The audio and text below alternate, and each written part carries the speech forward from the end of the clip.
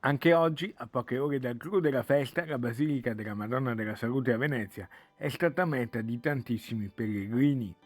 Domani sera, a partire dalle 18:15, le celebrazioni entrano nel vivo. Ci sarà il pellegrinaggio dei giovani, guidato dal patriarca Francesco, con partenza da Campo San Maurizio alle 18:15 e arrivo in Basilica recitando il rosario attraverso il ponte votivo.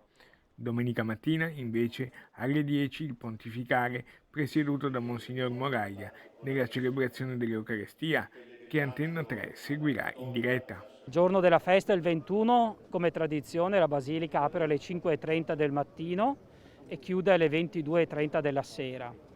In questi giorni apre indicativamente attorno alle 8, anche un po' prima, e poi chiude attorno alle 7 di sera, tranne questa sera, oggi e domani, che fino alle 10 c'è l'adorazione eucaristica in preparazione alla festa. Una giornata di festa per tutta la città. È un orgoglio, un onore sapere che il tema della salute accomuna tutti e la Madonna accoglie tutti.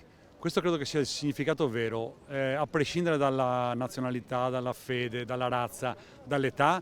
Credo che la Madonna della Salute possa essere un'occasione davvero tutti per ripensare al nostro rapporto col nostro corpo, con l'ambiente. C'è necessità di avere mascherina, distanziamento sociale, il gel, il famoso gel, ma tornano le 29 bancarelle che sono miste tra le candele, dove il fedele può acquistare la candela, e le frittelle, i palloncini.